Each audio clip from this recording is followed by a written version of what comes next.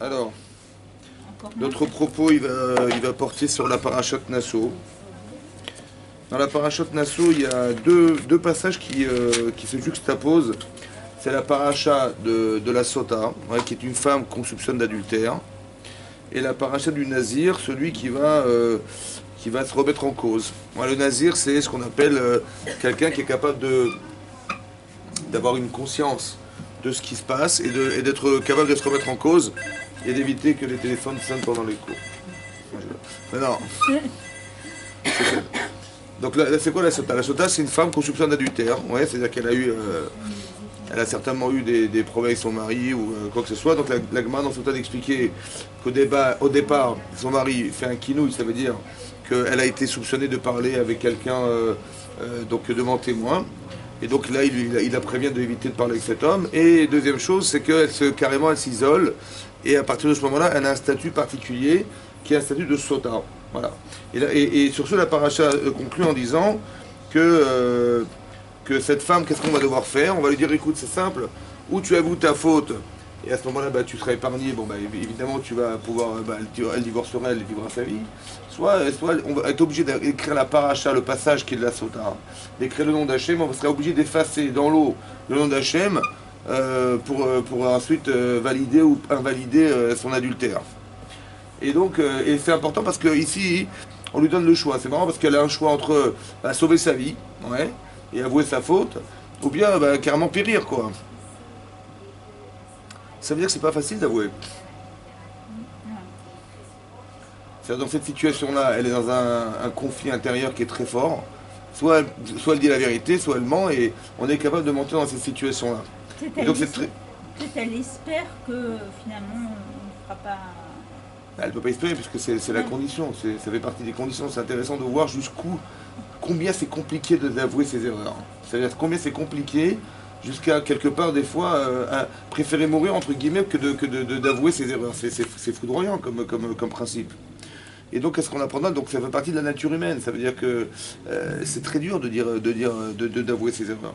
Et sur ce, la paracha continue. Elle dit Vaidaber Hachem el Moshe, Daber el Bnei Israël, Mamartalem, Ish o Isha. Donc, un homme ou une femme qui a fini dans des lorsqu'elle prononça le vœu, Nazir, d'être Nazir. Ouais, c'est-à-dire, Nazir, ça veut dire de se refuser, ouais, dit Rashi, par exemple ici à boire de l'alcool, boire du vin pendant une période d'un mois. Ouais, donc on va dire qu'elle s'appelle la personne Kadosh, ça veut dire qu'elle se sanctifie de quelle manière? En refusant à boire de l'alcool. Alors la Kedusha ici, elle doit se traduire. Comment ça se traduit la sainteté? Ouais, ça se traduit comment la sainteté? Alors, on connaît Rashi dans la parachute de Kedushin qui explique que c'est quoi la Kedusha? C'est la capacité qu'on a de se refuser à faire des fautes. C'est-à-dire que la force que vous avez construite, qui font partie des paramètres qui vous empêchent de fauter, ça s'appelle la Gdusha. Oui. Ça, c'est l'explication que vous avez compris. L'explication, c'est que il y a des paramètres très forts en vous d'éducation, des paramètres d'honnêteté, des paramètres de sensibilité, qui font que vous allez vous refuser à faire des avérotes parce que ça se fait pas, parce que c'est malhonnête, parce que je sais pas moi, c'est pas religieux, ce que vous voudrez. Qui va faire que voilà, dans ce contexte-là, on peut pas faire une avéra pareille. Donc les paramètres que vous avez construits, qui sont des paramètres intellectuels, émotionnel, social, ils vont faire que non, ça se fait pas, donc vous allez devoir transgresser tout ce que vous savez pour faire la faute, et ça c'est plus possible. Ça s'appelle une construction de Kedusha. Oui, ça c'est d'après Rashi, comme s'explique Rashi. Mais d'après le Ramban explique autrement, en disant Kadesh atzmecha bemutar lecha. Sanctifie-toi dans ce qui est permis. Ça veut dire refuse-toi certaines choses, parce que malgré qu'elles soient permises. Comme de boire de l'alcool, c'est pas interdit, de fumer, c'est pas interdit, je sais pas moi. Seulement, il ne faut pas abuser de ça. Ça va? Et on voit qu'ici, on arrive à une forme de débordement, parce que Rashi explique ici, pourquoi on a juxtaposé la paracha de la Sota, la femme qu'on soupçonne d'adultère, avec le Nazir. Parce que Rashi explique comme ça, il dit, voilà, c'est un midrash, Lama nismera parachat Nazir et parachat Sota. Pourquoi, dans la Torah, on a juxtaposé ces deux passages dans la Torah, celle du Nazir et de la Sota? L'Omar lecha pour te dire, chez Kol Aroé Sota Bikilkula. Tout celui qui verrait cette femme dans sa débauche, ouais, ou bien dans ce qui va lui arriver malheureusement, alors Yazir Atzmo Minayain. Il va se retirer, il va se freiner de boire du vin chez Mevichu Mevideniouf, qui amène à l'adultère. Ça veut dire qu'on apprend une chose importante ici, ouais, c'est qu'il y a deux choses à comprendre. Il y a ce qui m'amène à fauter, qui n'a rien à voir avec fauter. C'est-à-dire que quelqu'un qui va abuser de l'alcool, par exemple, ouais, il va s'enivrer. Et c'est ça qui va entraîner qu'il y aura une chose qui est interdite par la Torah qui va être transgressée. Il faut bien distinguer les choses, les deux. Ça veut dire, il y a ce qui m'amène à fauter, qui n'a rien à voir avec la faute. Vous avez compris, l'alcool n'a rien à voir avec l'adultère. Oui, mais c'est le corollaire évident que si quelqu'un s'enivre, il risque de perdre la tête et arriver à faire des choses qui sont interdites. Ça va? Après, il va regretter évidemment, mais il est dans une phase de sa vie où il ne peut pas revenir en arrière parce que maintenant il est dans un engrenage où il ne peut pas s'en sortir. Ça va? Ce principe, il est très fort, ça veut dire qu'il y a deux choses à comprendre. Comme c'est marqué dans la Gemara, dans Sota d'Avgimel là-bas, la Gemara dit En Adam Choté, une personne ne faute. Ouais. Et la Imken, si ce n'est que Nichne Sabo Ruach Shtut. Lui est rentré en lui, Ruach, un vent de folie. C'est-à-dire que la personne elle va fauter, ouais, parce que elle est enivrée par quelque chose, parce que le désir de la faute il est plus fort qu'elle, et donc elle va craquer, elle va faire une avéra. Ça va? Mais il faut bien distinguer entre le vent de folie et la faute. Ça n'a rien à voir. Ça veut dire que, comme c'est qu'on voulait nous expliquer, qu'il y a le noyau dur, qui est l'interdiction. La Torah elle répertorie ça dans ne vole pas, ne tue pas, ne fais pas d'adultère, ne fais pas de machin, ne fais pas, ok? Mais il faut savoir qu'autour de cet interdit gravite quelque chose qui s'appelle le Ruach. Ça veut dire l'esprit, ça va? Maintenant il y a la faute et l'esprit qui tourne autour. Ça veut dire tous les paramètres qui tournent autour de la faute et qui vont faire qu'il y a une certaine forme de frontière, on va dire. Quelqu'un, je sais pas moi, il va voir une femme habillée de façon pas très pudique, elle va voir un homme très bel homme, qui a du pouvoir, je sais pas quoi, n'importe quoi, qui va faire que elle va te attirer ou il va te attirer par elle. Ça va? Ou dans d'autres domaines. Il va voir quelqu'un avoir une voiture ouverte avec les clés sur la voiture, il va être tenté d'aller la voler. Je sais pas, n'importe quoi. Le type il tourne le dos. Des situations qui vont faire que maintenant tout dépend de sa sensibilité, tout dépend de sa capacité à se maîtriser dans cette situation, mais ce qu'il a vu ou ce qu'il a ressenti n'a rien à voir avec la faute. C'est ce qui va permettre, d'engendrer la faute. C'est-à-dire qu'il faut distinguer deux choses. Les paramètres existentiels qui poussent la personne à fauter et la faute elle-même, qui n'ont rien à voir. Donc il faut faire attention à quoi? L'environnement. Ça veut dire qu'il faut se connaître. Il faut savoir que dans cette situation-là, dans tel paramètre de ma vie, je sais que là, je vais rentrer dans un engrenage. Quelqu'un il passe devant une boîte de nuit, il a déjà fait des bêtises là-bas, il revoit la boîte de nuit, il revoit le plaisir qu'il a eu, il se rapproche de la boîte de nuit, il va rentrer. Et évidemment, c'est comme ça, il est pris au piège, il est happé par le désir. Vous avez compris? Ce qui n'a rien à voir avec la vérité qu'il va faire là-bas. Mais ça veut dire qu'il y a déjà des paramètres qui sont profondément ancrés en lui, qui font qu'il est attiré et poussé à faire. Ruach Shtut, ça veut dire quoi Ruach Shtut? Un vent de folie. Il est fou. Ça veut dire que la personne qui a dans la faute, elle est folle. Et si elle est folle, elle est condamnable. Elle est folle. Carrément, Hachem, il a fait que la personne, elle est carrément folle. Ça veut dire incontrôlable. Est-ce qu'on peut condamner un fou? Qui c'est qui a créé ça? Hachem. Il a fait que on n'est même plus capable de maîtriser. Si la personne est folle, elle est condamnable ou pas? Non. Alors qu'est-ce qu'il faut faire? J'ai compris, mais elle perd proche, il me fait ça. Autour de la faute, il y a quelque chose qui gravite. Elle est où la frontière? Entre ce qui gravite autour de la faute et la faute. Aujourd'hui, on a Internet, aujourd'hui, on a plein de choses comme ça. Il y a des gens qui ont des addictions au jeu, ils passent des nuits entières sur Internet, ils jouent au poker, ça casse des couples, ça casse des choses. Mais est-ce que jouer au poker, ça a un rapport avec sa vie de couple? A priori, non. Mais il y a un lien ou pas? Il y a un lien ou pas? Non, mais on dit, mais non, mais moi j'aime ma femme, moi. Mais j'adore jouer au poker. Mais t'as pas compris. Quand tu vas jouer au poker, tu vas passer des nuits à jouer au poker, truc. Tu penses bien qu'après, ta vie de couple, elle va... Hein? Donc il faut faire attention à ça, vous avez compris ce que je veux dire? Ça veut dire qu'il faut bien distinguer entre la faute elle-même, qui est la conséquence évidente de quelque chose, et ce qui amène à la faute.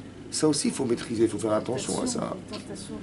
Ben oui, parce que la personne dit, mais cette femme, comment elle est tombée là-dedans? Parce qu'un jour, bon, elle a bu de l'alcool, je sais pas ce qu'elle a fait, puis elle avait un problème avec son mari, et puis voilà, elle a trouvé quelqu'un qui l'aimait autrement que son mari, ben, elle est tombée dans ses bras, c'est tout, c'est comme ça. Aussi un homme, c'est pareil, vous avez compris? Ça veut dire qu'il y a des choses, il y a une forme de familiarité qui va se créer. Par exemple, quelqu'un il a une secrétaire, il l'appelle par son prénom, des fois il l'invite à manger, des fois. Il va se créer des choses ou pas? Je dis, mais j'ai rien fait. Et j'ai compris, mais regarde ce que tu es, dans quoi tu rentres. Où tu mets ta main, où tu mets ta tête. J'ai compris. Après que ça puisse avoir des conséquences, mais c'est évident, mais tu es happé par le désir, c'est terminé. C'est-à-dire qu'il y a des choses qui gravitent autour de la faute. Ouais. C'est ce que peut-être expliquer, c'est ça que les Chachamim d'expliquer quand on allait dans le Pirkei Avot. Que les Chachamim, les sages de la Torah, Asou Seyag la Torah. Ils ont mis des limites à la Torah. Ça va, ils ont mis des limites. Des limites, ça veut dire qu'ils ont interdit encore des choses pour éviter que... Dans quelles limites ils ont interdit? Est-ce qu'ils ont interdit... La limite qu'ils ont mise, elle est par rapport au noyau dur de la faute ou par rapport à l'esprit qui gravite autour de la faute, à votre avis? Puisque je sais bien que quand je rentre dans cette limite-là, je suis devenu fou. Ça y est, c'est terminé. Ça va? Donc après, la faute, elle est évidente. Elle va arriver, c'est évident que ça va arriver. Donc vous pensez bien que les Chachamim ont compris psychologiquement qu'il y a des limites qui nous sont communes à chacun, qu'il faut les laisser tomber. Et ces limites-là, on a su les déterminer. Ouais, dans toutes les générations jusqu'à la fin des temps, et les Chachamim ont mis des barrières à l'extérieur de ces limites pour dire ne fais gaffe, fais pas ça, tu vas rentrer là-dedans, c'est fini. C'est ça que ça veut dire. C'est ça le nazir. Le nazir, c'est quelqu'un qui a compris ses limites.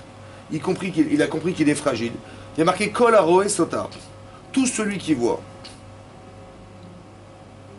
il s'interdira. Tout celui qui voit. Pourquoi tout celui qui voit?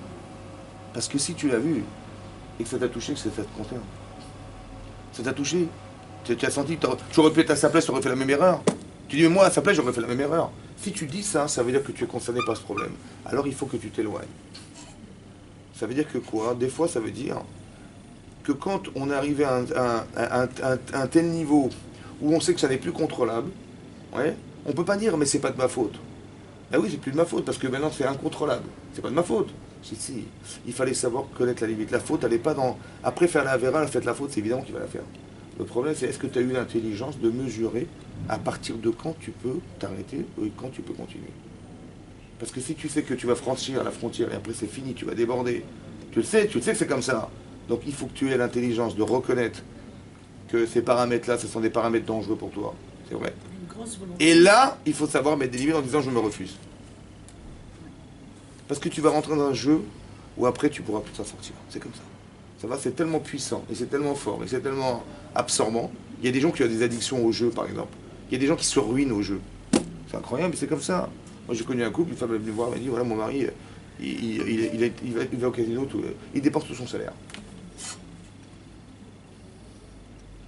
Bah, ça commence au départ, il a gagné. C'est comme ça, il a gagné. Mais il a beaucoup perdu. Mais il faut bien rattraper ce qu'il a perdu, non? Alors il faut continuer à jouer. C'est une spirale infernale. Et bien la probabilité de gagner elle est tellement faible que le type il est perdu. C'est comme au loto. On a une chance sur combien de gagner? Dites-moi la vérité. Hein? 14 millions. Ça veut dire que vous avez 14 millions de boules dans un panier.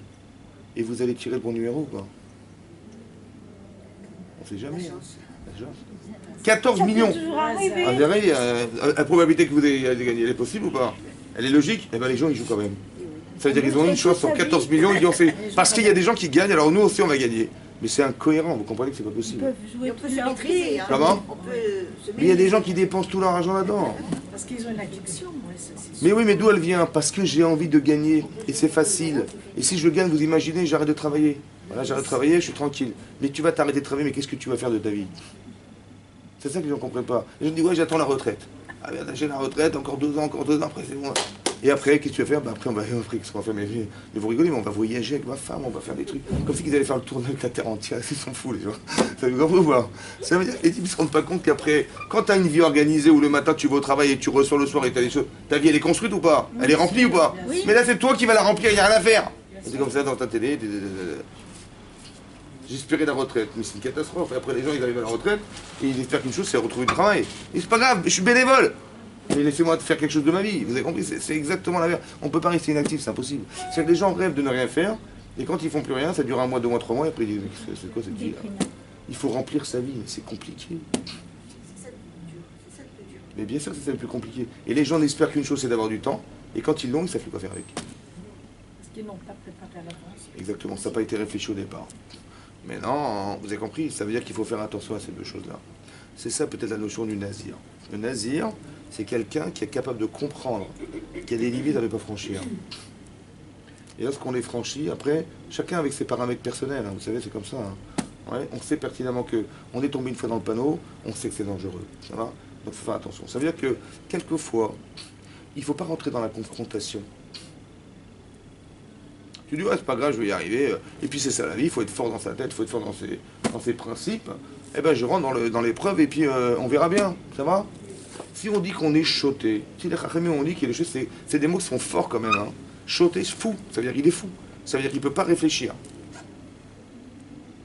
Est-ce que tu peux te confronter à quelque chose lorsque tu es fou? Est-ce que tu vas pouvoir te battre quand tu es fou? Ben non, parce que on est fou. Ça veut dire que fou, ça veut dire qu'il est plus. Il n'y a qu'une seule façon de penser. Elle est unique, mais elle est folle. Ça va directement faire des bêtises. Donc si on est fou, ça veut dire qu'on se connaît avant, on ne se connaît plus après. On se connaît avant. C'est voilà. Si je vous dis de façon théorique, vous allez dire. Si ben, je vous dis de façon théorique, si vous vous retrouvez devant la mer Rouge et qu'il y a les Égyptiens qui vous courent derrière, qu'est-ce que vous faites, mesdames? Vous êtes devant la mer Rouge et les Égyptiens arrivent derrière vous et vous êtes piégés entre les Égyptiens et la mer. Qu'est-ce que vous faites? Hein? Donc plonger. Est-ce que c'est théorique ou c'est réel ce que vous dites? Vous avez compris la différence? Ben, de façon théorique, ben, évidemment, on connaît l'histoire, il faut rentrer dans la mer, on y va. Hein? Mais est-ce que c'est cohérent chez vous? Est-ce que vous l'auriez fait ça? Non. C'est ça le problème. Qu'est-ce qu'on aurait fait nous? Ben, on aurait crié au secours. Est-ce qu'on aurait prié Hachem? Je ne sais pas. Vous avez compris? D'avoir ce réflexe de prier Hachem, ça se construit ça.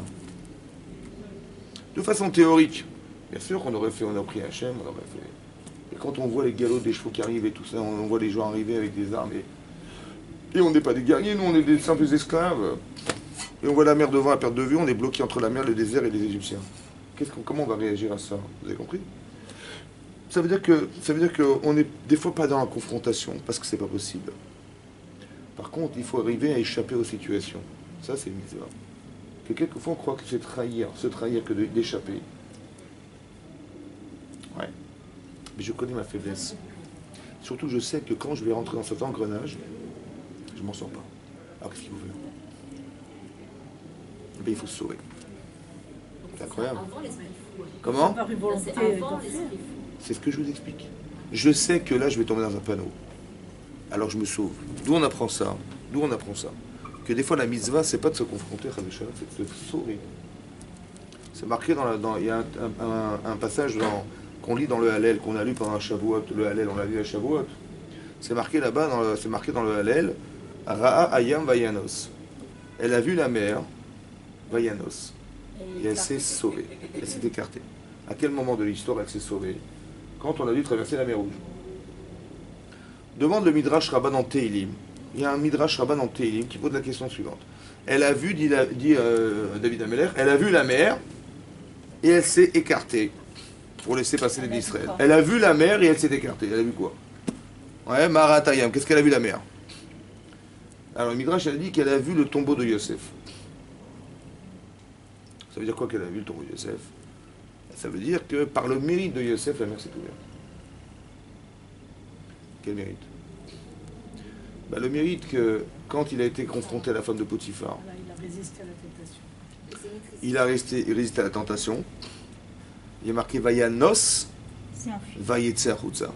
Vayanos, il s'est sauvé et il est sorti à l'extérieur. Dit le Midrash Rabbah, la mer elle s'est écartée, Vayanos, elle a vu, elle s'est écartée, Vayanos Mipne Anas, parce que lui il s'est sauvé. Ça vous paraît logique ou pas? Vous savez que la mer elle s'ouvrait parce qu'il y a des gens qui font des mitzvot? Hein? Parce qu'il s'est refusé à faire une avéra, la mer elle s'est ouverte. Vayanos, elle s'est écartée, Mipne Anas, parce que lui il se refusait à elle. Demande au Ramban, ben, physiquement, vous pensez bien que Yosef il était sûrement plus fort qu'elle, j'imagine physiquement. Donc quand elle l'a attrapé par son vêtement, dit la Torah, hein, qu'il a retiré son vêtement et il s'est sauvé. Demande au Ramban, qu'est-ce qu'elle a fait avec son vêtement après? Qu'est-ce qu'elle a fait cette dame avec son vêtement? Elle a prétexté qu'elle a été abusée par Yosef, et j'en ai la preuve, elle est avec son vêtement. Et à cause de ça, il est parti en prison. Alors qu'il était innocent, il n'avait rien fait. Oui ou non? Qu'est-ce qu'il aurait pu faire? Ben, plutôt que lui laisser son vêtement, il l'aurait poussé. Et il serait parti avec son vêtement et il ne se serait rien passé. Pourquoi il n'a pas poussé? Il a respecté. Bah, il la pousse, après, c'est pas censé. Hein? Comment? Bah, il la pousse et après. Eh ben, elle n'a pas la preuve, elle n'a rien. Ils étaient tout seuls. Tout le monde était parti, elle est restée, elle a prétexté qu'elle était fatiguée, elle était faible. Elle a dit je peux pas partir, ils étaient partis faire de l'idolâtrie, et Yosef évidemment il n'est pas parti, d'accord? Mais elle s'est retrouvée seule avec lui. Et dans son isolement, elle a été le voir et tout ça, et lui s'est refusé à elle, et donc elle a pris son vêtement, par le vêtement, il a défait son vêtement, il s'est sauvé. Et pourquoi il n'a pas poussé? Il aurait poussé, et voilà, c'était fini. Parce qu'il allait se laisser tenter si comme rentrer dans la confrontation avec elle. Exactement. Le Ramban il dit parce que s'il l'avait poussé, il aurait craqué. Ça veut dire qu'une seconde de plus, c'était fini. Vous avez compris ça? C'est dingue. Ça veut dire qu'on n'est pas dans la confrontation. Pourquoi? Parce que le désir interdit, c'est l'Yetzirah. Ça va? C'est quoi l'Yetzirah? C'est le Yetzirah, c'est le Satan. Ouais, c'est le Satan. Et c'est le Malach Hamavet.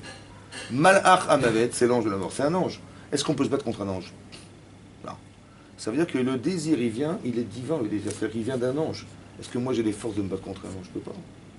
Ça va? Donc vous avez compris que quand le désir est présent, il faut se sauver. Il faut avoir la cohérence de partir. Ça veut dire d'éliminer le désir. De quelle manière? Parce que si tu rentres dans un endroit, tu la pousses, c'est fini. Tu te retournes vers elle, c'est terminé. Vous avez compris? C'est ça le problème. Et lui, il savait cette limite, Yosef. Il savait pertinemment que s'il se tournait vers elle, c'était terminé, il aurait fait la vera. Et donc, qu'est-ce qu'il a fait? Il s'est sauvé. Vayanos, Vayetze Achutza. Hein? Il avait la chorma. Mais oui, mais ça veut dire qu'il faut ça. On apprend de la Torah des choses importantes ici. Ça veut dire qu'on n'est pas dans la confrontation Yetzer. C'est pas valorisant pour nous, c'est pas gratifiant. On n'est pas des héros de dire on va se battre contre le Yetzer, on va gagner. Personne ne pense une chose pareille. Il y a des gens qui le pensent et se trompent. C'est ça qu'on apprend de Yosef. C'est pas trahir ces principes que de se sauver. Parce que de toute façon, si je me confronte, je suis fou, je ne peux pas résister. Donc c'est pas, on n'est plus dans l'humain, vous avez compris, c'est ça qu'il faut comprendre. Donc il faut partir des principes, il faut bien comprendre tous ces paramètres-là. On n'est plus dans l'humain, on n'est plus capable de maîtriser. Avant tu peux, après tu peux plus. C'est fini. Donc il faut être capable de pouvoir savoir quelles sont ses limites. Ouais. Et que lorsque ça sent mauvais, déjà par expérience, tu sais que ça sent mauvais, par honnêteté avec ce que tu sais, tu vas te refuser et tu t'en vas. C'est tout. Il n'y a pas besoin de se confronter à la situation, il y a besoin d'être cohérent et lucide dans des situations de vie qui font que de toute façon tu rentres, tu es happé, c'est fini. Donc il faut savoir cette frontière, chacun il a ses limites, chacun connaît. Il y a des choses pour qui ça est Sarah, pour certains, Bordeaux c'est pas du tout Sarah. Vous avez compris, donc chacun il a ses tendances personnelles. C'est comme ça. Mais quand vous dites par exemple, vous vous dites tiens, ça peut nous arriver malheureusement que quelqu'un il tombe là-dedans et puis après il se dit ben, après il va regretter évidemment, il va regretter. Mais il va dire mais de toute façon c'était plus fort que moi, j'ai pas pu résister. Oui? Plus fort que qui? La tentation était trop forte. C'est vrai, ça arrive ou pas? Très bien. Plus fort que quoi? Bah, plus fort que quoi? C'était plus fort que moi. Mais c'est toi qui décides. Il y a quelque chose d'autre qui est plus fort que moi. Plus fort que quoi? Que la raison. Je savais. Mais ce que j'ai ressenti était plus fort que ce que je savais. Ça veut dire que quoi? Vous allez apprendre la Torah. Ça va? Mais cette Torah, c'est de la connaissance. Il y a plus fort que ça. Il y a le désir. Ça veut dire que le désir, il va évacuer, il va volatiliser votre connaissance. Plus fort que moi, c'est plus fort que ce que je savais. Alors comment on arrive à refouler ça? Il y a deux façons. Soit votre connaissance, elle est émotionnellement plus forte que ce que vous savez, que ce que vous ressentez.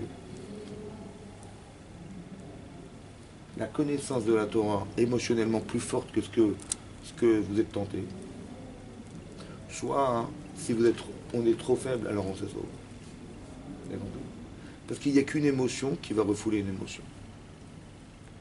Il n'y a qu'une émotion qui va refouler une émotion. Si vous avez fortement l'émotion en vous, oui, il n'y a que ça qui va refouler une émotion. Par exemple, une fois on a dit que Avram Avinu, il a fait la Brit Mila. Au bout de 3 jours, il était en souffrance corporelle très forte. Pour un adulte, ouais, quand on fait la Brit Mila, ça fait très mal. On est le 3e jour et Hachem il vient voir Abraham et il lui demande comment ça va. Il vient le soigner, il vient le réconforter dans sa douleur. Où est-ce qu'il était Abraham? Au soleil. Il était pour l'instant au seuil de sa porte. Qu'est-ce qu'il faisait là-bas? Attendez, les visiteurs. Hein? Il attendait les invités. Si quelqu'un est malade, où est-ce qu'il est normalement? Dans son lit. Dans son lit. Il décroche le téléphone ou pas? Non. Bah si, il décroche, il ne veut pas te déranger. Bon, mais lui, il attendait qu'on le dérange, lui. Il était dans sa tente.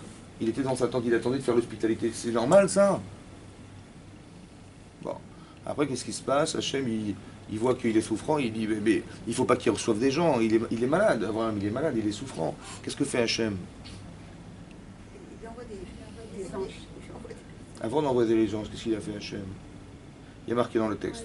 Vaïra Elav Hachem.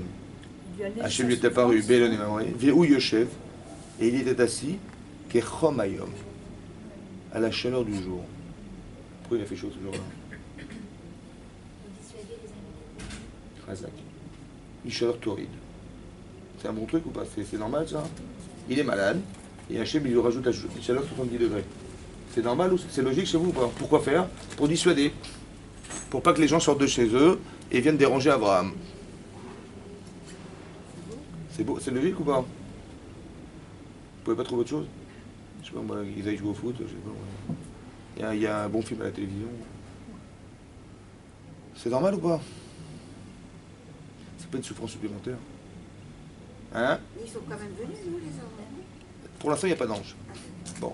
Mais quand Hachem a vu, malgré la chaleur et la douleur, qu'Abraham voulait absolument faire l'hospitalité, alors il a envoyé des anges. Parce que les humains ne pouvaient pas. C'est-à-dire qu'on rajoute de l'épreuve à l'épreuve. C'est normal ou pas? C'est mal quand même, hein? Oui, C'est normal ou pas? c'est ça. C'est normal ou pas? Non, Ils pas- testent- pas dans- ils testent- C'est pas logique, c'est pas logique. Ils testent les limites d'Abraham en fait. Hein? Ils testent les limites d'Abraham. Pourquoi faire? Pourquoi faire? Pourquoi ça crée cette souffrance? Déjà qu'il a mal, hein? Après tu lui mets la chaleur, hein? C'est pas gentil quand même. Testé au maximum. Hein? Pourquoi faire? Hein? On le C'est fait quoi le avant, test? mais- C'est quoi le test? Bah, le test, c'est pour faire grandir. Jusqu'à quand C'est il quoi le pouvait test? résister. Ah, c'est de la chaleur. Attendez, vous avez, quelqu'un il a un enfant qui est malade. Il dit on va voir comment il va résister. Je vais allumer tout le chauffage, les chauffages dans la maison, je vais mettre. C'est normal ça? On va dire on va voir comment il va résister. Est-ce qu'Hachem il sait combien il va résister? Il le sait Hachem ou pas? Oui, Après il le fait alors. Parce qu'il sait ce qu'on est capable de résister. Alors pourquoi il le fait? Hein? Servir d'exemple. Pour le décourager, moi. Pour servir d'exemple? Il est tout seul dans le désert. Hein. Pour que lui, il réalise. C'est-à-dire? Pour que lui mesure ses capacités. Quelle capacité? Mais ses capacités. À quoi? Ses capacités, À quoi? sa mouna, À résister. À quoi? Résister à quoi? Mais normalement, va te reposer. Mais normalement, mais t'es malade, mais va appeler un médecin, soigne-toi. C'est ça la logique, oui, non? Et ben, pour son Ça, recette, c'est la logique du commandement. Qu'est-ce que vous avez compris de là? Pourquoi il est devant la porte? Pourquoi il est devant la porte, Abraham? Pourquoi il est devant la porte, Abraham? pour faire du recette, pour recevoir des invités. Mais non, il a envie de faire une mitzvah. Il en D'un a- autre côté, il a mal. D'un autre côté, il fait chaud. Qu'est-ce que vous auriez dit, vous? Va prendre une douche. On va prendre une douche. C'est ça, non? Qu'est-ce qu'il dit, lui? Il dit non. Il dit non, je reste là, j'attends les gens. C'est une façon de démontrer qu'il renforce la mitzvah. C'est une façon de démontrer qu'il est conscient. Mais pourquoi vous dites démontrer? Il n'y a pas à démontrer. C'est dans Vous son êtes Avraham Avinu, vous êtes Avraham Avinu. Vous avez démontré? Oui. Vous avez démontré ou vous êtes cette personne? Il est cette personne. Mais vous êtes la personne, vous n'avez rien à prouver. Qu'est-ce que vous avez prouvé? Non, c'est dans son dialogue avec Dieu. Il n'y a pas de dialogue. Quelque part, Hachem, il envoie la chaleur. Ça va? Pourquoi il envoie la chaleur? Ben pour le reposer. Pour le décourager. Pour le reposer, pour pas que les gens sortent. Il faut que... Maintenant, mettez-vous à la place, ça c'est ce que pense Hachem. Vous savez ce que pense Hachem, vous? Non. Moi non plus. Mais moi, quand je suis Avraham Avinu et je me trouve devant la tente, et j'attends les gens, et je vois la chaleur torride, et je vois personne dans la rue, qu'est-ce que je pense? Ils ont encore plus soif, ceux qui vont venir. Mais non, il n'y a personne, il fait tellement chaud, il fait 70 degrés. Je vais pas tuer les gens. Est-ce que, attendez, dans cette chaleur-là, est-ce que les gens vont sortir? Donc, mais non, parce que sinon Hachem il n'avait pas envoyé la chaleur, il fallait qu'il envoie des gens. Il reste là quand même. Ce qu'il est. Attendez, écoutez-moi bien. Moi, je suis Avraham Avinu. Malgré la douleur de la Brit Mila, je veux faire la mitzvah de l'hospitalité. Je veux recevoir des gens. Donc, j'ai très envie de... Hachem, il le fait ou pas? Très bien. J'ai très envie, malgré la douleur, de recevoir des gens. Et je sors dehors. Qu'est-ce que je vois dehors? Il n'y a personne. Et la chaleur. À cause de qui il n'y a personne? À cause de moi. À cause de la chaleur. Mais non, à cause de la chaleur. Et qui c'est qui a fait cette chaleur? Ils avaient prévu la météo, il devait faire 25 degrés cet après-midi. Il fait 70 degrés. C'était pas prévu. Qui c'est qui a fait que c'est pas prévu? C'est Hachem. Là, qu'est-ce qu'il me dit Hachem? Rentre dans ta tente. Attends, franchement. Vous voulez faire la mitzvah de recevoir des gens malgré la douleur. Et il fait une chaleur torride dehors exceptionnelle. Hachem, il a fait que exceptionnellement, il n'y aura personne dans la rue. Capitule et on rentre. Mais qu'est-ce que vous ressentez? Vous avez envie, vous? Frustration. Il a été forcé. Vous êtes frustré ou pas? On vous ferme les portes devant votre nez, madame. Qu'est-ce que vous dites? Vous dites, ah oui, Dieu il m'a dit. Mais il vous a pas dit, il vous a dit rentre chez toi. C'est vexant ou pas? C'est vexant ou pas? C'est vrai ou c'est faux? Ou c'est faux? Oui. Mais c'est faux. C'est pas ça qu'il voulait Hachem. Il y a marqué dans Rachi pourquoi Hachem il a mis la chaleur. Pour ne pas le déranger. Moi je croyais qu'il m'avait jeté. Mais c'est faux. C'est pas ce que vous ressentez qui est vrai. Le mettre à l'épreuve. Écoutez-moi bien. Moi j'ai cru que comme Hachem il m'a mis une chaleur pareille, c'est qu'il m'a dit rentre chez toi, tes biseaux tu t'égardes. J'étais vexé, franchement vexé. C'est ça qu'il m'a dit Hachem ou pas? Non. Mais jamais de la vie. Alors qu'est-ce qu'il m'a dit alors? Hein? Ah écoutez-moi. Il m'a dit comme ça. Combien tu peux recevoir de gens chez toi? Combien elle vaut la mitzvah chez toi? Combien il y a de kedusha dans cette mitzvah? Tu veux faire Artasat Ochim? Combien d'intensité il y a là-dedans? Mais j'en sais rien, moi je sais pas. Moi. Ah, j'ai fait la Brit Mila. C'est ça qui vient de dire. Fais la Brit Mila. Je te l'épreuve, hein? Bon. Malgré la douleur, qu'est-ce qu'il a dit à Abraham? Ben, je veux recevoir des gens. Tu sais ce que je t'ai appris, dit Hachem? Que malgré la douleur, la mitzvah, le désir de mitzvah, il est plus fort que ton corps. C'est ça qu'il m'a dit. Après, mais c'est pas fini. Je te mets la chaleur. Qu'est-ce que tu ressens? Normalement, qu'est-ce que tu aurais dû dire? Ah, c'est trop là, c'est accablant. Entre la douleur et la chaleur, c'est trop dur. Je peux pas. Qu'est-ce qu'il a dit Abraham?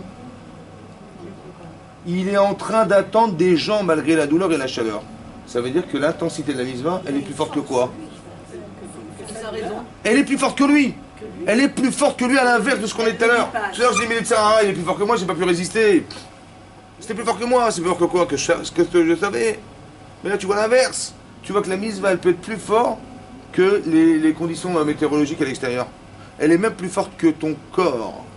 Normalement, tu dis, bah, attends, je suis pas bien, je vais me reposer, je pense à moi d'abord. Bah lui, il pense pas à lui. Ça veut dire qu'il a construit un désir de mitzvah qui est l'inverse de ce qu'on a compris, c'est-à-dire le Yetzerara, il est plus fort que moi. Mais là, la mitzvah, elle est plus forte que moi. J'ai tellement envie de faire la mitzvah que même qu'il fasse chaud, qu'il y ait vents et marées, je veux faire la mitzvah. C'est ça qu'Hachem lui a montré. Chazak ou Baruch, il lui a dit. L'épreuve, c'est pas pour nous détruire.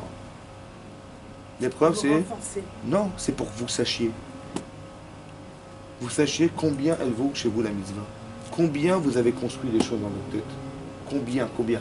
J'en sais rien, moi, je fais des mitzvahs tous les jours, mais combien ça vaut? Combien ça vaut pour moi? Je dis, bah, des fois, je sais pas moi, il pleut dehors, bah, je vais pas à la synagogue.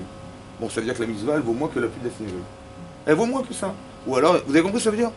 Ça veut dire qu'il faut être capable de construire des sentiments tellement forts que malgré toute épreuve, vous êtes capable de soutenir ça. C'est ça que ça veut dire. Ça, c'est Abraham Avinu. Vous avez compris? Ça veut dire qu'il faut construire des choses dans sa vie. C'est quoi se construire? C'est d'arriver à mettre des mots dans une certaine mitzvah et d'arriver à avoir les émotions qui permettent à la mitzvah que pour rien au monde je la lâche. C'est marqué dans le texte. Vayira elav Hashem. Vayira elav Hashem. En français, ça veut dire quoi? Vayira elav. Vayira elav. Il lui est apparu, Hashem, Be'elon et Mamré, dans les colonnes de Mamré. Ve'u Yoshev, et il était assis, Petach Haoel, à la porte de sa tente, qui est Chomayim à la chair du jour. C'est qui le sujet de la phrase? Il lui est apparu et il était assis. Il est apparu, il était assis. C'est qui? Hein? Il lui est apparu et il était assis. C'est qui lui? C'est à qui il est apparu et qui était assis? Pourquoi je peux marquer? Pourquoi je peux marquer? Il n'y a pas de nom dans la Torah. Dis-moi, il est apparu Abraham et il était assis. Ou alors il lui est apparu, Abraham était assis. Mais on ne sait même pas de qui il s'agit. Pourquoi il n'y a pas de nom? Parce qu'on doit se sentir concernés tous. Hein? C'est l'homme et le genre. L'homme, le genre. Mais pourquoi c'est l'homme? Pourquoi c'est pas Abraham? On doit se Parce qu'un sentir homme concernés. normal, si c'était Abraham, si c'était un homme, Abraham, il aurait dit laisse tomber. Sa volonté, Ve'u Yoshev, elle n'est pas définie. Son désir, il est tellement fort, on n'est plus dans l'humain. On est quelque part, quand vous faites des fois des mises votes au-delà de votre limite, vous n'êtes plus dans l'humain peut-être. Ve'u Yoshev, pourquoi c'est comme ça? Parce que qu'est-ce qui rend visite? C'est qui est rentré? Qui c'est qui est arrivé? Qui c'est qui est rentré rendre visite à Abraham? Pourquoi c'est pas des hommes? Pourquoi Hachem n'a pas fait en sorte que, puisqu'Abraham il voulait absolument recevoir des gens, et que le prétexte qui va empêcher Abraham de recevoir, c'est la chaleur, qu'est-ce qu'il aurait dû faire Hachem? Hein? Pour l'économiser. Qu'est-ce qu'il aurait dû faire Hachem? Si Abraham il voulait absolument recevoir, il fallait. Mais on pouvait pas, il fait trop chaud. Qu'est-ce qu'il fallait faire alors? Du vent, la clim. Enlever la chaleur. Enlever la chaleur. Il aurait dû logiquement enlever la chaleur et permettre aux gens de sortir chez eux. Et là, Abraham, il aurait reçu des gens. Qu'est-ce qu'il a fait Hachem? Non, il a gardé la chaleur, il a envoyé des anges.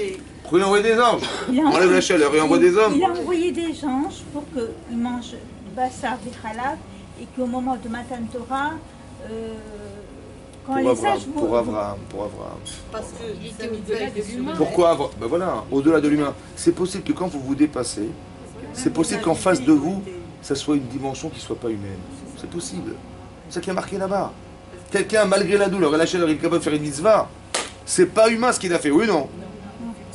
Donc qu'est-ce qu'il a vu? Des gens qui avaient des apparences humaines. Ça va? Mais c'était des hommes ou pas? Pas du tout. C'était pas des hommes. C'est incroyable ou pas? C'est possible que la dimension que j'atteins quand je vais au bout de moi-même, c'est de dépasser mon corps, de dépasser cette dimension. J'aurais dû me dire, mais il fait trop chaud, mais c'est trop dur, c'est trop douloureux. Voilà ce que j'aurais dû dire. J'ai pas dit ça, j'ai dit la mitzvah. Ça veut dire qu'on peut faire abstraction de soi pour quelque chose. Mais la maîtrise, elle vient comment? À cause de quoi? Grâce à quoi elle vient la maîtrise? Hein? Le désir d'accomplir quelque chose.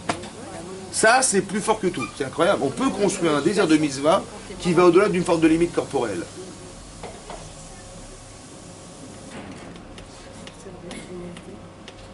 Mais la volonté, elle doit être nourrie par quelque chose derrière. J'ai la volonté de réaliser. C'est cette chose que je vais réaliser qui va me pousser à faire. Mais il faut que ça soit clair, déjà, la chose à obtenir, et que ça soit clair que, émotionnellement, ça dépasse toute volonté. Toute volonté contraire. C'est ça qui est marqué là-bas.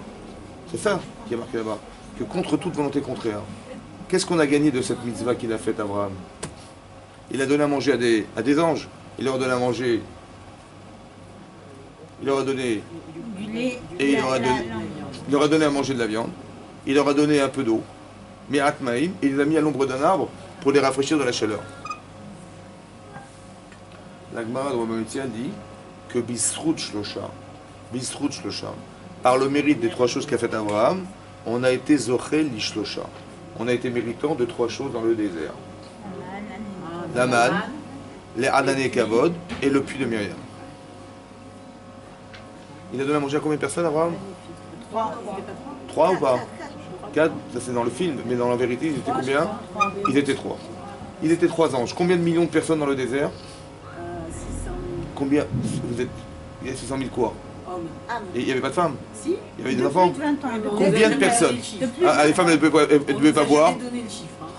Elles ne devaient pas boire, ni manger. Les femmes, elles devaient régime. Est-ce qu'elles devaient manger? Voilà. Donc Hachem, il a donné à manger à combien de personnes? Entre 3 et 5 millions de personnes. Ça va? Il y avait des animaux, du bétail, il y avait... Oui. Ça ne boit pas, le bétail Combien de tonnes de combien de milliers de tonnes? Bon, pour combien de temps? Ça a duré combien de temps la Séouda d'Abraham? Combien de temps elle a duré la Séouda? Allez, de 2-3 heures. 2-3 heures, ouais. Combien de temps ça a duré dans le désert? C'est normal, 40 ans dans le désert, c'est normal, ça c'est logique? 3 heures, 40 ans, 3 personnes, 3 millions, c'est logique chez vous ou pas? Non. C'est pas même pas proportionnel. pensé qu'il y avait une corrélation. Est-ce qu'il y avait une corrélation déjà? Justement, on ne le savait pas. Moi non plus, ouais, ça vient de sortir. C'est dans le Midrash. C'est la Gemara qui dit ça. La Gemara dit que Bisrout Shosha. D'où les Chachamim ont su que c'était en rapport au désert. C'est gratuit de dire une chose pareille. Peut-être qu'Abraham, il a eu ce mérite parce qu'il a échelle Abraham. Il a créé des auberges pour les pauvres et pour les nécessiteux. Oui. Et comment vous dire avant que je m'énerve? Oui, c'est ça, les nécessiteux. Et de dire, voilà, les pauvres, ils n'ont pas de quoi manger, pas de quoi vivre, où dormir. Bisrout, qu'il a fait des auberges, ils ont pu dormir, se loger, etc. Par ce mérite, on a pu manger dans le désert. Oui ou non? D'où Chachamim ont su que ça avait un rapport avec le désert. Est-ce que vous voyez la logique? Vous la voyez ou pas? Le désert est vide. Qu'est-ce qu'il aurait dû faire Hachem? logiquement. Quand il a vu qu'Avram, il voulait absolument recevoir des gens, malgré la chaleur, il aurait dû faire quoi? Retirer et envoyer, et les gens sont sortis. Qu'est-ce qu'il a fait, Hachem? Il a gardé la chaleur. Pourquoi il a gardé la chaleur? C'est pas logique. Découragé. Hein? Est-ce qu'Avram, il va être capable, écoutez-moi bien, est-ce qu'Avram, il va être capable, Avram, est-ce qu'Avram, il va être capable de faire un acte de chesed au-delà d'une limite humaine, dans la chaleur dans sa chaleur? Il va être capable ou pas? S'il est capable, Avram, alors je vais utiliser cette chaleur et cette capacité de nourrir dans le désert. En fait, qu'est-ce qu'il a fait Hachem? Il a retranscrit le désert, la chaleur du désert chez Avram Avinu. Il a retranscrit la chaleur du désert chez Avram, copier-coller. Il dit, est-ce que dans la chaleur du désert, Avram, il va être capable de pouvoir nourrir des gens? S'il est capable, alors on va retranscrire ça dans le désert. Est-ce que vous comprenez ça? C'est quand il nous arrive une épreuve dans la vie, on ne sait pas à quoi ça sert. Il aurait pu dire, il fait trop chaud. Il aurait pu dire, je suis fatigué. Il aurait pu dire, je suis malade. Les frères de votre je suis malade, je suis souffrant. Il aurait pu dire ou pas? Mais Hachem, il savait qu'il aurait été capable de le faire. Alors il lui a proposé de faire un acte de chesed de façon surhumaine dans son désert à lui. Hachem, il va pouvoir nourrir de façon exceptionnelle, surhumaine. Mais c'est ça qu'il a fait Hachem, vous avez compris? C'est de là qu'il ont cru. D'où ils ont su les Chachamim? Ben évidemment, c'est pas logique qu'Hachem a fait, qu'il ait conservé la chaleur alors qu'il aurait pu faire autrement. Pourquoi il a conservé la chaleur? Il a conservé la chaleur parce que dans la chaleur et dans la difficulté à supporter la douleur, Abraham, il a fait un acte de chesed qui est surhumain. Alors Hachem, il peut faire du surhumain. Ça veut dire faire tomber de la manne dans le désert. Vous avez compris ce que ça veut dire, ça? Ça? Hachem fait toujours du surhumain. Jamais, c'est ça qui est marqué. Ça veut dire que par l'absurde, vous comprenez que rien n'est gratuit. Que si Abraham ne l'avait pas fait, Hachem ne l'aurait pas fait. Ça veut dire que tout ce que vous voyez, c'est forcément le sroud de quelque chose. C'est l'inverse qui est vrai. Pas qu'Hachem il n'a rien. Hachem il fait tout gratos. Non, c'est pas vrai. C'est que si on a pu se nourrir de façon exceptionnelle dans le désert, c'est qu'il y avait un sroud derrière. C'est pas logique. Ça veut dire que ça vient de quelque part. Ça vient de qui?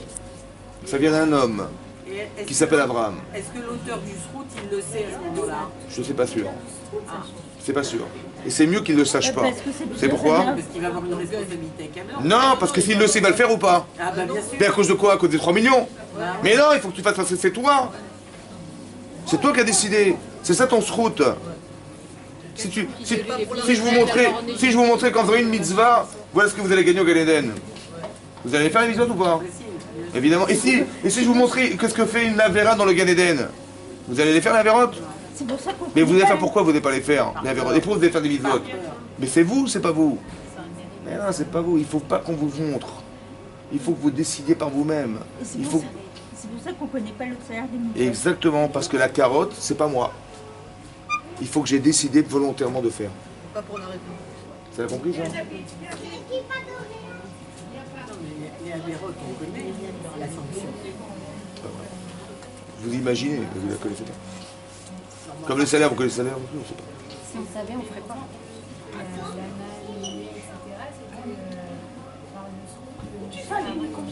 C'est vrai. Cette question, c'est une main dans ta là-bas, la question du marcha. Le marcha, il te pose la question. Il dit, bah, c'est marqué l'inverse. La main dans ta elle dit là-bas qu'on a eu le BR grâce à Myriam. Le BR Myriam, c'est grâce à Myriam. On a eu les Alan et Kavod parce que Aaron à Cohen, c'est par le mérite d'Aaron à Cohen. Et on a eu, la manne grâce à Moshe Rabbeinu, comme ça dit la Gemara. Et bah, le marcha, qui est un commentaire du Chasse, il pose la question que vous posez. Et là-bas, j'ai vu le Rav Kohen Shmulevitz, il explique comme ça. Au départ, il fallait planter une graine. La graine, c'est Abraham. Après, qui est-ce qui va réaliser ce qu'Abraham a conçu? Il fallait des gens là-bas. Alors, il fallait qu'il y ait Aaron, Moshe. Vous avez compris? C'est-à-dire que ce que vous faites aujourd'hui, ça a une incidence dans l'histoire. Encore faut-il faire que là-bas, dans l'histoire, les gens sont susceptibles de réceptionner le mérite d'Abraham. Ça va? Maintenant, je vous pose une question simple. Abraham, il a donné à manger à qui? Il a donné à boire à qui? Il a mis à l'ombre qui? Est-ce que ça servait à quelque chose? Pour les gens? Ouais. Rachid là-bas, il dit, ils ont mangé. Et Rachid dit, Keilou. Ça veut dire quoi, Keilou? Comme si c'est parce que quoi? Parce qu'un ange, il n'a pas besoin de manger. Donc ils ont mangé ou pas? A priori, Ils ont mangé ou pas? Non. Ils ont vu? Ils ont vu, mais ça servait quelque chose? L'ombre, elle a fait quelque chose, l'ombre? Donc il a fait quoi, Abraham? Du vent. Du vent. Il a fait du vent. Enfin, apparemment. J'ai vu le ventilateur qui tournait, mais on avait débranché la prise. Il tourne ou pas? Bien sûr qu'il tourne, vous débranchez la prise. Vous le mettez à puissance 4, il tourne à fond et vous débranchez la prise. Elle tourne à l'X ou pas? Ouais, mais après. Mais il marche le ventilateur? Mais non. Mais vous croyez qu'il marche? Vous croyez, mais il marchait pas le ventilateur. C'est pareil, Abraham il a fait quelque chose qui n'a servi à quoi? Qui n'a servi à rien. C'est quoi le shroud alors? C'est Hachem l'a testé. C'est quoi le shroud? C'est quoi le shroud? Par le mérite de 3 choses qu'il a faites, mais ce qu'a fait Abraham, ça n'a aucune incidence. Parce qu'Abraham, il a donné à manger à des gens qui n'avaient pas besoin de manger. Il a donné à boire à des gens qui n'avaient pas besoin de boire. Il a mis à l'endroit, il n'avait pas besoin d'eau. Ça va? Donc le résultat de son chesed, le résultat du chesed, il est quoi? Il est nul. Alors c'est quoi le shroud alors? C'est sa qualification. Qu'est-ce que vous avez compris de là? C'est quoi le mérite de la personne? C'est sa C'est volonté. l'effort. C'est sa volonté à lui. Mais là qu'il n'a rien fait, madame. Le désir de la mitzvah. Si quelqu'un y vient, par exemple, vous avez quelqu'un qui vient chez vous et vous lui demande d'hospitalité, ça va? Donc vous avez un carton, une photo en carton d'une personne qui arrive avec un trou dans la bouche, ça va? Photo en carton, il fait comme ça. Bon, vous venez avec votre soupe et vous prenez votre cuillère et vous le mettez dans le trou du carton de la bouche. Ça tombe derrière. Et vous dites, ouais, je fais la mitzvah. Non, mais c'est pas parce que la terre ne produit pas que l'agriculteur n'a pas. C'est quoi la travaillé. mitzvah finalement? C'est de réaliser quelque chose? C'est l'effort. Non, c'est le moyen de réaliser la chose. La détermination, quoi qu'il arrive. Aller C'est quoi l'effort? le désir. C'est quoi le désir? L'émotion. C'est quoi le shroud? C'est quoi le shroud? Un mérite. La volonté, moi J'ai j'ai dit que c'est un C'est mérite. une volonté inébranlable. Peut-être le principe de mérite, c'est pas ce que vous réalisez. C'est ce que vous avez voulu réaliser. C'est ce que vous êtes devenu parce que vous avez fait. Devenu, ça veut dire comme ça. C'est dur après la brigade de faire l'hospitalité? Oui. C'est dur après la chaleur de faire l'hospitalité? Oui. Il faut être quelqu'un de très fort. C'est la construction. Mais écoutez-moi bien. Le jour où je refuse ou Le j'accepte, résultat, ça va. le shroud, c'est ce que je suis devenu. Quand la Gemara, elle dit, écoutez-moi bien, que par le mérite de ces 3 choses, ils se sont nourris dans le désert. Ils se sont nourris de quoi finalement? Hein? Dans le désert, les hommes. Bisrout shlosha, dit la Gemara. Zahou les shlosha. Par le mérite de 3 choses, ils se sont nourris. Mais le mérite de quoi? Puisqu'il n'y a rien eu. De la volonté de faire. Par le mérite de ce qui est devenu Abraham. Nous, on défend de qui, nous? Abraham. Vous savez quoi? Si vous avez le mérite de manger dans le désert, c'est parce que vous descendez d'Abraham. Si on a eu le mérite de recevoir la Torah, c'est parce que le mérite de Yosef. Ça veut dire, est-ce qu'on porte Yosef en nous? Oui ou non? Dites oui, dites oui. Mais c'est ça qui vous donne le mérite. Les héritiers. C'est ça qui vous donne le mérite de continuer à recevoir la Torah. Mérite de vous répondre. Mais c'est ça qui est extraordinaire. Vous avez une chance incroyable.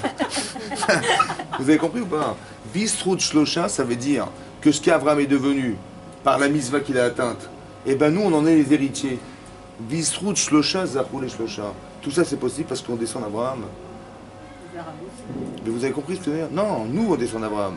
Be'itzrak Ikarel et Hazara. C'est par Israël, dit Hachem, que ta descendance s'appellera. Ça veut dire qu'on est descendant direct de ce mérite.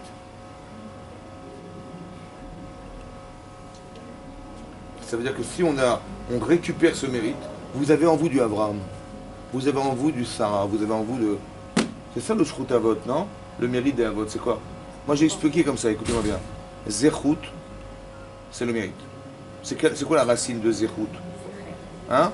Zechut. Hein? Non, Zecher, c'est avec un resh. Zechut, c'est quoi la racine? Vous savez pas? Zera. Zach. Zach, c'est quoi Zach? Précieux. Zach. On a pris des olives, katit, on les a concassées et on a récupéré de l'huile Zach. C'est quoi le Zach? Précieux. Pur, limpide, pur. Pur, ça veut dire quoi pur? Dans l'huile pure, ça veut dire quoi? La première pression, on a récupéré que de l'huile, et pas quoi? Et pas des déchets d'olive et de machin. Pas les fibres. Donc c'est quoi Zechut alors? Si c'est Zar, ça veut dire quoi Zechut? C'est un extrait. Un mérite. En français, j'ai compris. Et je vous explique que Zechut, ça vient de Zar. Ça veut dire que dans votre huile, il y a quoi dedans? Il n'y a que de la pureté. Dans vos actes, il y a quoi? Dans votre tête, il y a quoi dedans? Zar. Ça veut dire que si de la pureté, les conséquences de l'impureté vont faire des actes tordus. Donc si j'ai un acte parfait, c'est que je suis Zar. Il n'y a pas d'impureté, il n'y a pas de pollution dans mon cerveau. C'est pour ça que mes actes ils sont purs. Parce que ma tête est pure. J'ai dû épurer des choses dans mon cerveau pour éliminer tout ce qui va m'empêcher d'avancer. Pour Avraham Avinu d'arriver à faire que malgré la douleur et la chaleur, ils sont capables de faire une vie pareille, combien de pollution il a dû retirer? Il n'est pas égoïste, il ne pense pas qu'à lui. Vous avez compris ce que ça veut dire ça? C'est ça le srout. Le mérite c'est d'être. D'être, ça veut dire que vous savez combien vous êtes capable? Non, j'en sais rien. Ben faites. Il dit bah oui, bah, c'était trop dur. Bon bah construis-toi. Ah c'était facile, donc tu sais que tu es forte. C'est ça qu'il a fait Hachem. C'est ça le test en fait. Il dit bah, Hachem nous éprouve. Pourquoi faire? Bah ouais, pour voir si on va réussir. Comme si Hachem il savait pas ce qu'on allait faire. Non, c'est pas pour qu'il sache lui. Pour que nous on sache. Que vous sachiez vous. Où est-ce que vous en êtes? Tu dis j'ai réussi, je suis forte. J'ai raté, pourquoi j'ai raté? Vous avez compris? C'est ça la vie. C'est ça vivre. C'est ça exister. C'est ça exister. Ça veut dire qu'on est confronté à une situation qui va faire que... Mais non, ça va beaucoup plus loin que ça. C'est que ce que vous allez réussir à faire de vous-même, ça va vous servir dans les générations, ça va servir dans les générations à venir. C'est ça le zéchout de Havot. Tu dis maintenant, vous avez la chance d'étudier la Torah, d'où ça vient? On n'en sait rien. Peut-être que votre grand-mère, votre grand-père, je ne sais pas ce qu'il a fait, ou un grand-père, il avait envie d'étudier la Torah, et puis ça vous avez le zéchout. Ça veut dire qu'il a purifié quelque chose en lui, qui vous donne le pouvoir de le faire aujourd'hui. Ça va? C'est ça que ça veut dire Zechut. Le Zechut Avot. Nous, quand on prie, on dit Eloki Abraham, Eloki Israël, Eloki Yaakov. Pourquoi? Parce qu'on existe grâce à ça.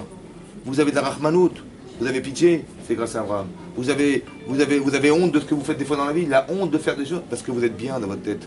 Et quand vous êtes bien dans votre tête, vous avez honte de faire mal. Ça vient des Avot aussi, c'est pareil. On est juive parce qu'on a ces trois qualités. On est Rahmanim, Baishanim comme les Chassadim. Ça vient des Avot, ça. C'est l'héritage de nos Avot. Et si quelqu'un n'a pas ça en lui, par exemple qu'il est cruel, c'est possible que sa descendance ait des problèmes, un petit mélange. Comme ça le Rambam il dit, comme ça c'est une Gemara dans Yevamot, ouais, que ces simanim là, c'est des simanim de judaïcité. Et si on les a pas, si par exemple quelqu'un il est cruel, ou il n'a pas rendre service, ou il n'a pas machin, ouais, à l'extrême, il n'est peut-être pas juif. Il n'est peut-être pas juif, c'est possible. C'est incroyable. Mais oui, c'est ça que ça veut dire. Ça veut dire qu'on a le mérite d'être parce qu'on a construit en nous cette volonté. C'est ça que je vous explique. Ça veut dire que quand vous avez compris ça, est-ce que maintenant on va se refuser à faire des avérotes? Évidemment. Il faut construire quelque chose en nous de très fort. Parce que non seulement ça nous permet d'exister nous-mêmes, mais ça permet de faire exister après soi. C'est extraordinaire.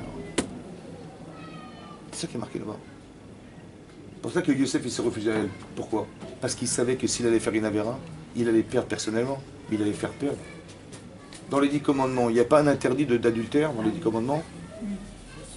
Et vous savez quoi? Peut-être par le sroud de Yosef, on peut se retenir. Parce qu'il s'est retenu un jour, alors il a permis, et pour ça que la mer va s'ouvrir. Parce que maintenant que c'est possible, alors la mer va s'ouvrir. Grâce à qui? Grâce à Yosef. Elle a vu la mer et elle s'est retirée. Ouais, j'ai pas dit la belle-mère, hein. J'ai dit la mère. Elle a vu, elle s'est retirée, ça veut dire quoi? Ça veut dire qu'elle a vu que ça pouvait avoir un sens. Grâce à qui? Grâce à Yosef. Vous avez compris ce que ça veut dire ça? C'est-à-dire que si on porte ce désir de se refuser des fois dans sa vie, de ne pas tomber dans ces travers, de débauche personnelle, c'est parce qu'on a un srout, c'est celui de Yosef. Cette force, on la porte en nous. Après, si elle se dégrade, bah c'est nous qui l'avons décidé. Mais en vérité, normalement, potentiellement, on a une force en nous qui nous permet de nous retenir. Cette force, elle existe, elle est de Yosef. Comme on a honte des fois, ça nous vient d'Abraham. Si on a envie de rendre service, on est bon, on a envie de rendre... ça vient d'Abraham. Ce désir, en vérité, il a été construit pour toutes les générations qui vont suivre. Mais ça, vous pouvez le faire aussi individuellement aussi. Que tout ce que vous réussissez à faire par votre mérite, eh ben, vos enfants, vos petits-enfants, ils auront des facilités aussi. C'est comme ça. Et l'inverse, aussi est vrai. Que quand on trébuche, eh ben, on empêche aussi que les choses se fassent normalement. C'est comme ça. C'est-à-dire qu'on porte une responsabilité de teshuva qui n'est pas seulement individuelle. Tu dis pas, voilà, j'ai peur du bon Dieu, je ne sais pas ce qui va m'arriver, je ne sais pas ce qui va m'arriver, je fais teshuva. Non, il faut que vous sachiez que ce que vous êtes, ça va servir. Ça va? La teshuva n'est pas seulement pour moi, égoïstement, elle est aussi pour les générations qui vont me suivre. Et mes enfants et mes petits-enfants, ils ont aussi, on va véhiculer un mérite. Alors il vaut mieux leur donner des facilités que le contraire. pour ça que c'est ça la paracha de Sota.